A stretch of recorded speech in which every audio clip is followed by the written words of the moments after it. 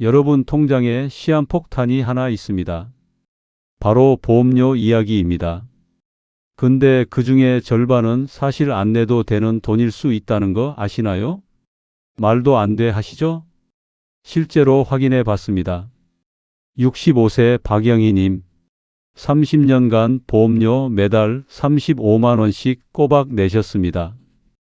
그런데 막상 큰 수술을 하고 보험금을 받아보니 생각보다 적게 나왔습니다. 이유를 따져보니 이미 건강보험과 국가제도로 처리된 부분이 많았던 겁니다. 이걸 모르고 보험료를 계속 내고 계셨던 거죠.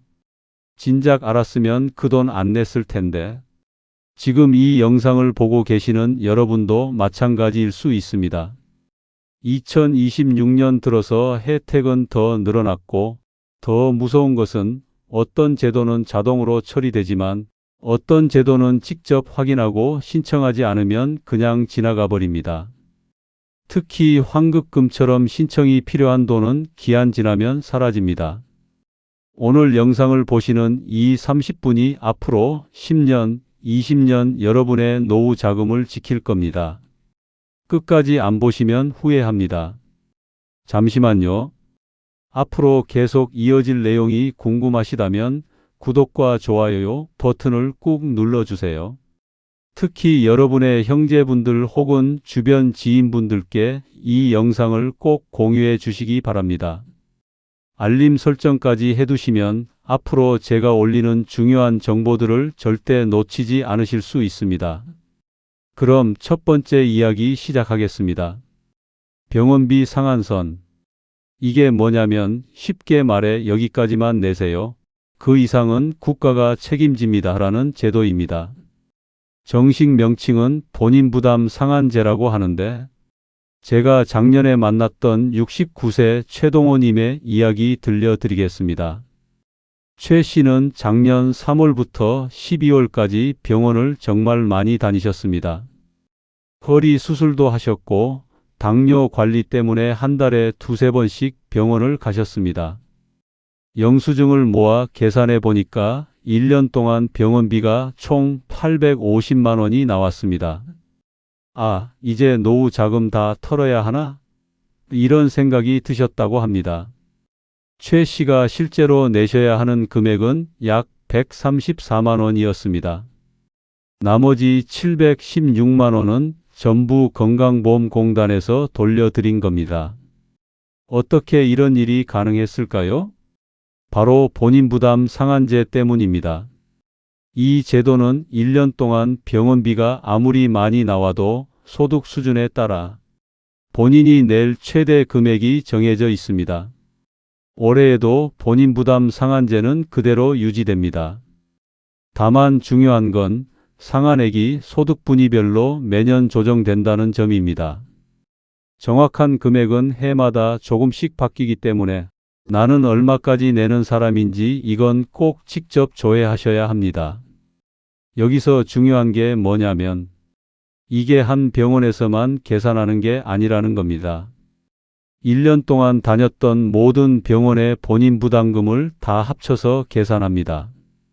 내과, 정형외과, 피부과처럼 건강보험이 적용되는 진료는 전부 합산됩니다. 다만 여기서 한 가지 오해하시면 안 되는 게 있습니다. 치과 진료도 전부 제외되는 건 아닙니다. 보험이 적용되는 치료는 포함되고 임플란트처럼 비급여 항목만 제외되는 겁니다. 자, 그럼 여기서 질문 하나 드려보겠습니다. 작년에 병원 자주 가셨습니까? 입원 한 번이라도 하셨나요? 수술은요? 만약 그렇다면 지금 당장 확인해 보셔야 합니다. 여기서 많은 분들이 가장 헷갈려 하십니다. 어떤 분들은 자동으로 환급이 되지만 어떤 분들은 신청 안 하면 한 푼도 못 받습니다. 특히 계좌 등록이 안 돼 있거나 안내문을 놓치면 그냥 지나갈 수도 있습니다. 설마 굳이 신청 안 해도 알아서 해주겠지. 이 생각이 제일 위험합니다. 여기 정말 중요합니다. 집중해 주세요. 본인 부담 상한제는 두 가지 방식이 있습니다. 첫 번째는 사전급여 방식입니다. 이건 병원에서 진료받을 때 이미 상한액을 넘는 부분은 청구를 안 하는 겁니다.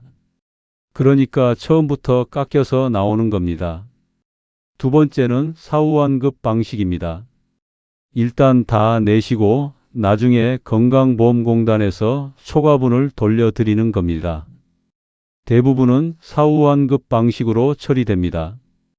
그런데 문제가 뭐냐 하면 환급 대상이 되는 걸 모르고 지나가는 분들이 정말 많다는 겁니다. 건강보험공단에서 안내문을 보내주긴 하지만 그걸 못 보시거나 보셨어도 무슨 내용인지 몰라서 그냥 넘어가시는 경우가 많습니다. 67세 이순자 님도 그랬습니다. 작년에 무릎 수술하시고 재활치료 받으시느라 병원비가 꽤 나왔는데 공단에서 우편 한 통 왔던 것을 그냥 광고인 줄 알고 버리셨다고 합니다.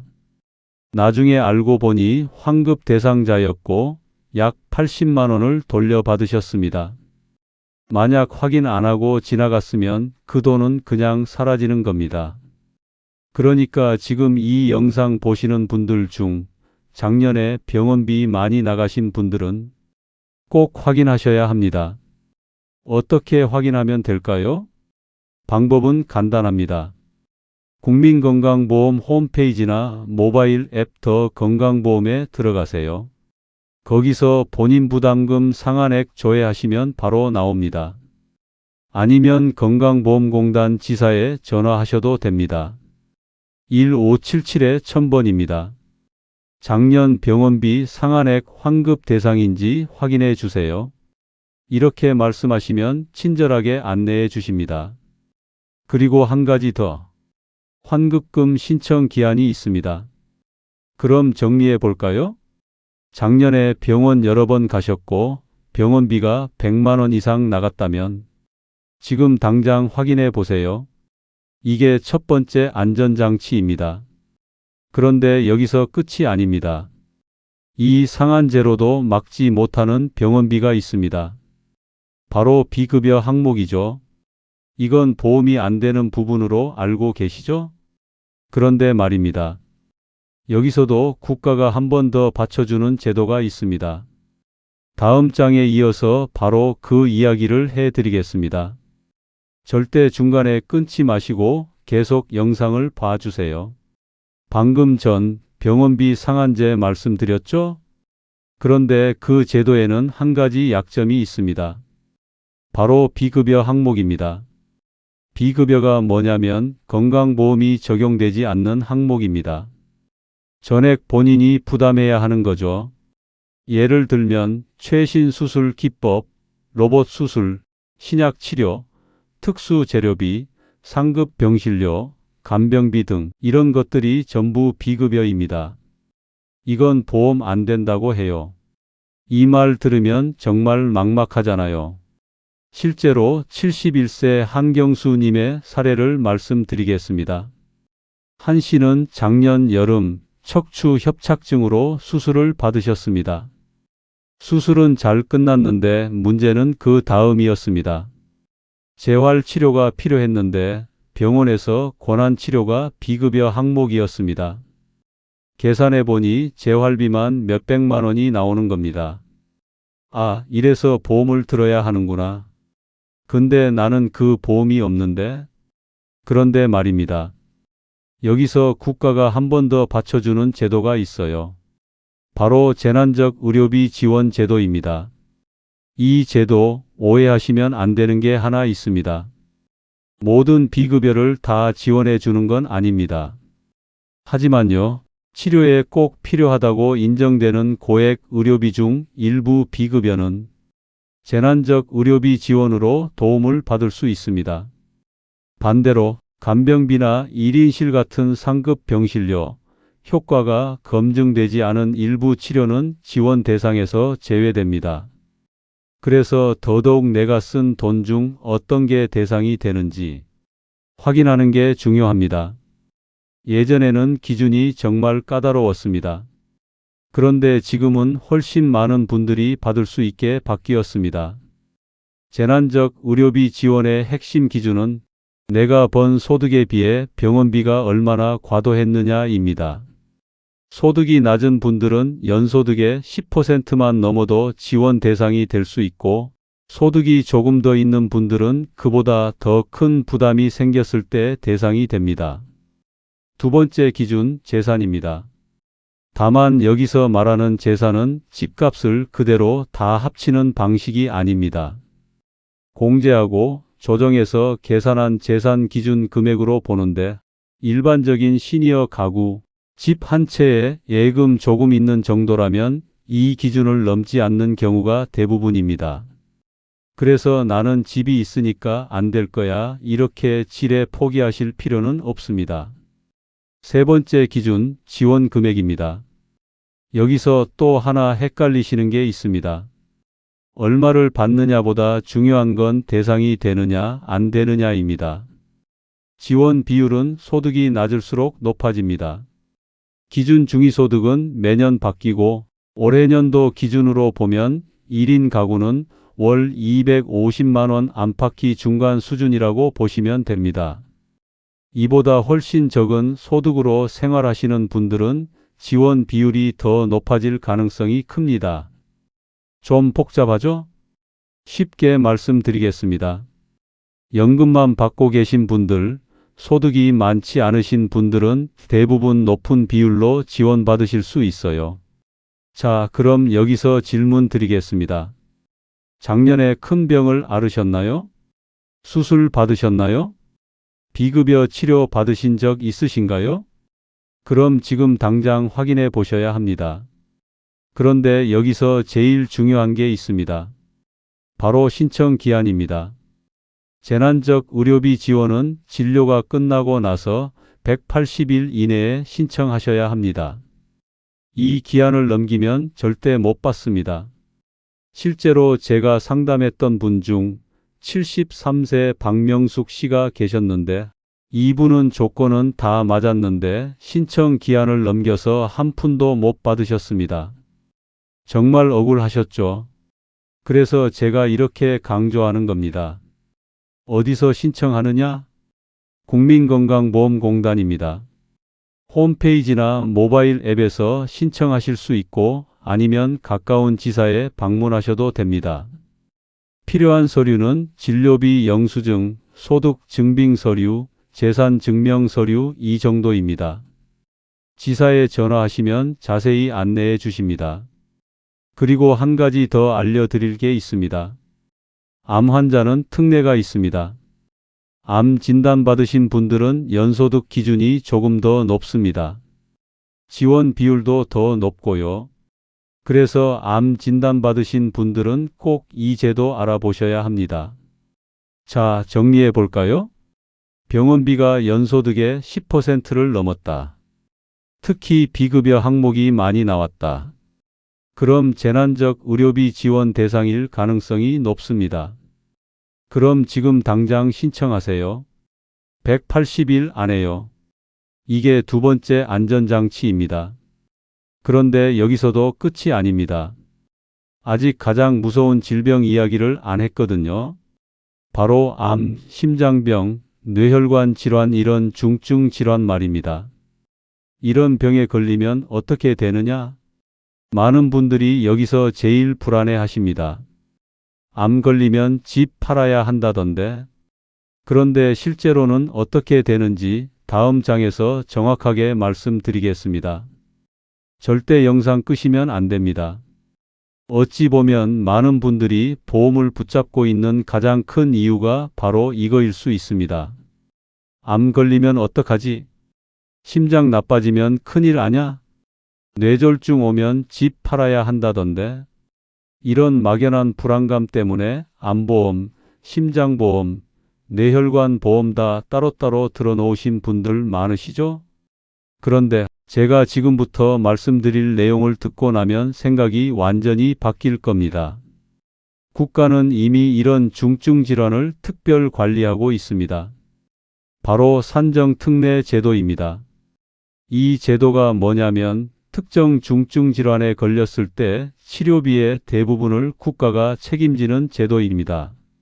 산정특례가 적용되면 건강보험이 적용되는 치료비의 본인 부담률이 보통 5%에서 10% 수준으로 크게 낮아집니다.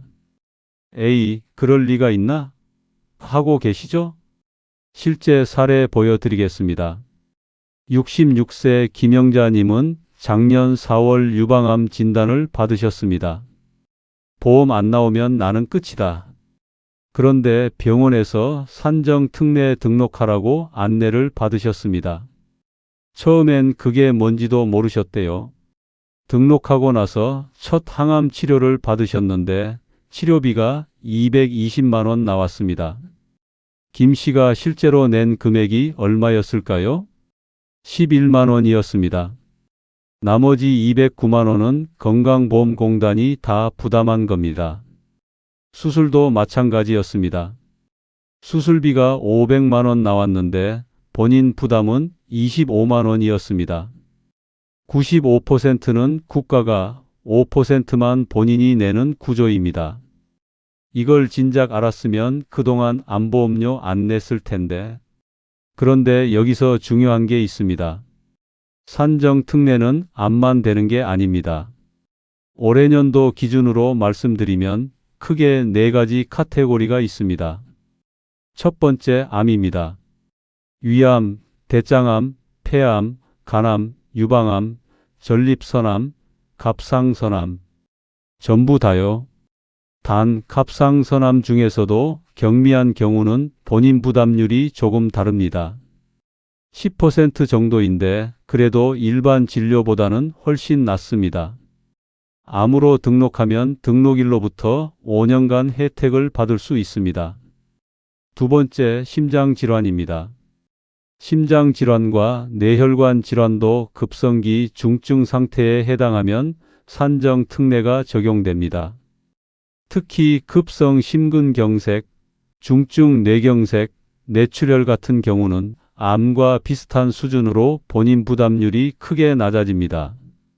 다만 모든 심장내혈관 질환이 자동으로 같은 비율이 되는 건 아니고 질환의 중증도와 치료 단계에 따라 적용 여부가 달라집니다. 세 번째, 뇌혈관 질환입니다. 뇌출혈, 뇌경색, 지주막하 출혈 이런 게 포함되고 역시 본인 부담률이 5%예요. 네 번째, 희귀난 치질환입니다. 루게릭병, 파킨슨병, 크론병, 근육병 등 이런 질환들이 여기 해당됩니다. 치매 관련해서도 많이 헷갈려 하시는데 사실 치매 전체가 산정특례 대상은 아닙니다. 다만 보건복지부에서 정한 기준에 따라 일부 중증 치매 또는 특정 희귀, 난치성 질환으로 분류되는 경우에는 산정특례나 별도의 의료비 경감 제도가 적용될 수 있습니다. 그래서 치매 진단을 받으셨다면 무조건 안 된다가 아니라 공단이나 병원의 적용 여부를 꼭 확인하셔야 합니다. 그럼 여기서 질문 하나 드리겠습니다. 민간보험이 있으면 더 좋은 거 아니냐? 맞습니다. 있으면 좋죠. 그 5%마저도 보험에서 나올 수 있으니까요. 하지만 여기서 계산을 한번 해봐야 합니다. 매달 보험료 20만 원씩 낸다고 가정하고 1년이면 240만 원이죠. 10년이면 2,400만 원입니다. 산정특례 덕분에 건강보험이 적용되는 치료비 부담은 확실히 줄어듭니다. 다만 비급여 치료, 간병비, 생활비 공백 같은 부분은 여전히 개인 부담이 될 수 있습니다. 그래서 중요한 건 보험이 필요 없느냐가 아니라 얼마나 어떤 보험이 필요한가를 다시 계산해 보는 것입니다. 이걸 어떻게 보시겠어요? 제가 답을 드리는 게 아닌 여러분이 계산해 보시라는 겁니다. 그리고 한 가지 더 중요한 게 있습니다. 산정특례는 보험 가입 여부랑 아무 상관이 없습니다. 민간 보험 10개 들어도 1개도 안 들어도 산정특례 혜택은 똑같습니다. 국민건강보험 가입자라면 누구나 받을 수 있습니다. 그럼 어떻게 신청하느냐? 대부분의 경우 병원에서 산정특례 등록을 안내해 주는 건 맞습니다. 하지만 환자나 보호자가 한 번 더 확인하지 않으면 등록이 늦어지거나 빠지는 경우도 실제로 있습니다. 자, 그럼 여기서 하나 짚고 넘어가야 할 게 있습니다. 산정 특례 기간입니다. 암은 5년이라고 말씀드렸죠? 그럼 5년 지나면 끝일까요? 아닙니다. 5년이 끝나기 3개월 전에 재등록을 신청할 수 있습니다. 그럼 여기서 정리해 볼까요? 암, 심장병, 뇌혈관 질환, 희귀 난치 질환, 중증 치매 이런 병들은 산정 특례 대상입니다. 본인 부담률이 5에서 10%입니다. 민간 보험 유무와 상관없이 무조건 적용되고 병원에서 알아서 안내해 주니까 신경 쓸 것도 없습니다. 그럼 보험이 아예 필요 없는 것이냐? 아닙니다. 물론 때에 따라 필요한 경우도 있습니다. 하지만 무조건 많이 들어야 한다는 건 아니라는 겁니다. 68세 송미경님은 이 사실을 알고 나서 암보험 2개 중 하나를 해지하셨습니다. 덕분에 한 달에 15만 원 정도 아끼게 되셨다고 합니다. 자, 그럼 이제 마지막 하나 남았습니다. 질병 치료는 이렇게 국가가 받쳐준다는 걸 아셨죠? 그런데 질병 이유가 문제입니다. 거동이 불편해지면 누가 돌봐주냐? 요양원 가면 돈이 얼마나 드느냐? 이게 제일 불안하시죠? 그런데 여기도 국가 제도가 있습니다. 여기까지 온 분들은 이미 큰 그림이 보이기 시작하셨을 겁니다. 영상 끝까지 가보시죠. 지금부터가 정말 핵심입니다. 나중에 몸이 불편해지면 누가 날 돌봐주지? 자식들한테 짐이 될까봐 무서운데. 요양원 가면 돈이 얼마나 들까? 그런데 말입니다. 여기도 국가가 이미 틀을 만들어 놓았습니다. 바로 노인장기요양보험입니다. 이게 뭐냐면 혼자서 일상생활이 어려운 어르신들을 국가가 책임지고 돌봐드리는 사회보험입니다. 우리가 매달 건강보험료 낼 때 그 안에 장기요양보험료도 포함돼서 나갑니다. 그러니까 이미 다 내고 있는 겁니다. 구체적으로 어떻게 되는 건지 하나씩 설명드리겠습니다. 만 65세 이상이면 누구나 신청 가능합니다. 65세 미만이라도 치매나 뇌혈관 질환, 파킨슨병 같은 노인성 질환이 있으면 신청할 수 있습니다. 그리고 중요한 건 6개월 이상 혼자서 일상생활이 어려워야 합니다. 여기서 일상생활이라 함은 밥 먹기, 옷 입기, 씻기, 화장실 가기, 이동하기 등 이런 기본적인 활동들을 말합니다. 신청은 어디서 하느냐? 국민건강보험공단에 하시면 됩니다. 전화로도 되고 방문해서 해도 되고 온라인으로도 가능합니다. 아니면 가까운 주민센터 가셔도 됩니다. 거기서도 신청 접수 도와주십니다. 신청하면 공단에서 방문조사 일정이 잡히는데 지역과 신청 건수에 따라 며칠에서 몇 주 정도 차이가 날 수 있습니다. 그래서 필요해지기 전 미리 움직이시는 분들이 유리합니다. 그 조사 결과를 가지고 등급 판정을 합니다. 등급이 나오면 어떤 서비스를 받을 수 있을까요? 크게 3가지입니다. 첫 번째, 재가급여입니다. 이게 뭐냐면 집에서 받는 서비스입니다. 방문 요양, 방문 목욕, 방문 간호 이런 게 다 재가급여입니다. 방문 요양은 말 그대로 집에서 돌봄을 받는 거고, 방문 목욕은 목욕 전문 차량이 집 앞에 와서 욕조 설치하고 목욕시켜 드립니다. 방문 간호는 간호사가 와서 혈압 재고, 주사 놓고, 상처 관리하고 이런 겁니다. 두 번째, 주야간보호입니다. 낮 동안만 돌봄이 필요한 분들은 센터에 가십니다. 아침에 차량이 모시러 오고 저녁에 다시 집으로 데려다 드립니다. 세 번째, 시설급여입니다. 요양원에 입소하시는 겁니다. 집에서 돌보기 어려운 경우 이용하십니다.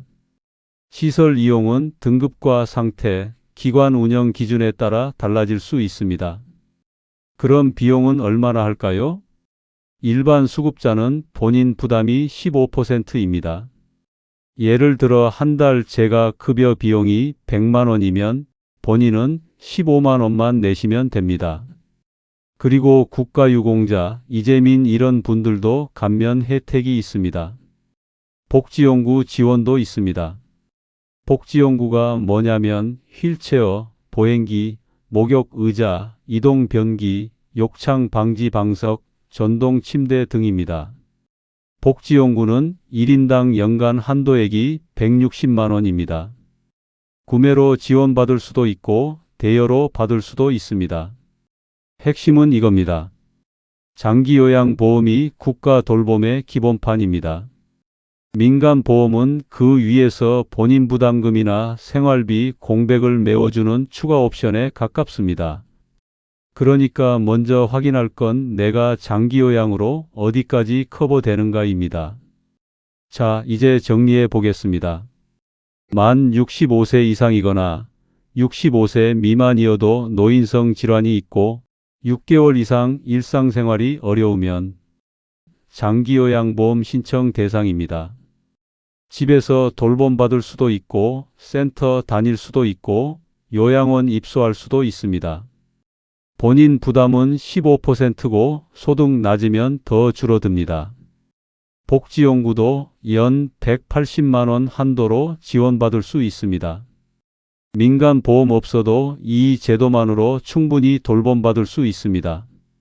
이게 네 번째이자 마지막 안전장치입니다. 병원비 상한선, 재난적 의료비 지원, 중증질환 산정 특례, 장기요양보험. 이 네 가지가 여러분을 지키고 있습니다. 이제 마지막으로 오늘 내용을 정리하고 지금 당장 뭘 해야 하는지 정확하게 알려드리겠습니다. 영상 끝까지 집중해 주세요. 오늘 말씀드린 게 네 가지였죠? 첫 번째, 본인 부담 상한제입니다. 병원비가 1년에 아무리 많이 나와도 소득에 따라 최대 금액이 정해져 있습니다. 본인 부담 상한제 환급금에는 소멸시효가 있습니다. 안내문은 보통 다음 해 하반기에 오지만 핵심은 3년 안에 신청해야 한다는 점입니다. 지금 당장 확인하세요. 건강보험공단 홈페이지나 1577-1000번으로 전화하시면 됩니다. 두 번째, 재난적 의료비 지원입니다. 재난적 의료비는 모든 비급여를 다 지원하는 제도는 아닙니다. 다만 치료에 꼭 필요하다고 인정되는 고액 의료비 중 일부 비급여는 지원 대상이 됩니다. 간병비나 특실료처럼 치료 외 비용은 제외됩니다. 그래서 내가 쓴 돈 중 어떤 게 대상인지 확인이 핵심입니다. 여기도 기한 있습니다. 진료 끝나고 180일 이내에 신청하셔야 합니다. 세 번째, 산정특례 제도입니다. 산정특례가 적용되면 건강보험이 적용되는 치료비의 본인 부담률이 대체로 5에서 10% 수준으로 크게 낮아집니다. 질환과 치료 단계에 따라 차이는 있지만 치료비의 대부분을 국가가 책임지는 구조라는 건 분명합니다. 네 번째, 노인장기 요양보험입니다. 만 65세 이상이거나 노인성 질환이 있고 6개월 이상 일상생활이 어려우면 신청하세요. 집에서 요양보호사 받을 수도 있고 센터 다닐 수도 있고 요양원 입소할 수도 있습니다. 복지연구는 연간 한도 내에서 지원됩니다. 휠체어, 보행기, 전동침대 같은 필수 용구를 국가가 함께 부담해주는 구조입니다. 자, 이 네 가지가 여러분을 지키는 안전망입니다. 근데 문제는 뭐냐? 신청하지 않으면 아무도 알아서 챙겨주지 않는다는 겁니다. 이제 여러분 차례입니다. 지금 바로 메모하세요. 작년에 병원비 많이 나갔는지, 비급여 치료 받았는지, 중증질환 진단받았는지, 거동이 불편한지. 하나라도 해당되면 오늘 안에, 늦어도 이번 주 안에 확인 전화 한 통 하세요. 작년 병원비 환급 대상인지 확인 좀 해주세요. 재난적 의료비 지원 대상인지 알고 싶습니다. 장기 요양 등급 신청하고 싶은데요. 이렇게만 말씀하시면 친절하게 안내해 주십니다. 전화번호 다시 한번 말씀드릴게요. 국민건강보험공단 1577-1000번입니다. 그럼 이제 보험 이야기를 조금 해보겠습니다. 사실 보험을 무조건 해지하라는 것은 아닙니다. 다만 이렇게 생각해 보시라는 겁니다. 지금 내고 있는 보험료가 한 달에 얼마인가요? 그중 얼마만큼이 정말 필요한 보장이고 얼마만큼이 국가 제도랑 겹치는 부분인가요? 예를 들어 보겠습니다. 실손 보험 있으시죠? 이건 유지하는 게 좋을 수도 있습니다. 왜냐하면 상한제로 걸러지고 나서 남은 본인 부담금을 실손해서 처리해 주니까요. 암보험도 있으시죠? 근데 암보험이 2개, 3개씩 있으신 분들 많습니다. 산정 특례로 이미 95%가 보장되는데 그렇게 많이 필요할까요? 이런 걸 하나하나 따져보시라는 겁니다. 제가 답을 드릴 수는 없습니다. 왜냐하면 개인마다의 상황이 워낙 다르기 때문입니다. 하지만 이건 분명히 말씀드릴 수 있습니다. 아무것도 모르고 내는 보험료랑 알고 나서 선택하는 보험료는 완전히 다르다는 것을요. 그리고 하나 더 말씀드리겠습니다. 오늘 영상 보시고 나는 해당 안 되네 하고 나가지 마세요. 나이 드시면서 병원 갈 일은 분명히 생깁니다. 물론 안 생기면 더욱 좋지만요. 그때 가서 허겁지겁 알아보시는 것보다 지금 미리 아시는 게 훨씬 낫습니다. 그래서 이 영상을 저장해 두세요. 나중에 필요할 때 다시 보시면 됩니다. 주변 분들한테도 공유해 주세요. 옆집 어르신, 동창 친구, 형제 자매, 자식들한테도 보내주세요. 정보는 나눌수록 가치가 커집니다. 구독과 좋아요는 이 정보를 더 많은 분들에게 전달하는 신호입니다. 꼭 눌러주세요. 지금까지 영상 함께 해주셔서 진심으로 감사합니다. 여러분의 노후가 건강하고 행복하길 진심으로 바랍니다. 아프지 마시고 돈 걱정도 덜 하시고 하고 싶은 거 다 하시면서 사세요. 그게 제 바람입니다. 지금까지 봄꿈 실버 정보였습니다. 다음에도 여러분께 도움되는 정보로 찾아뵙겠습니다.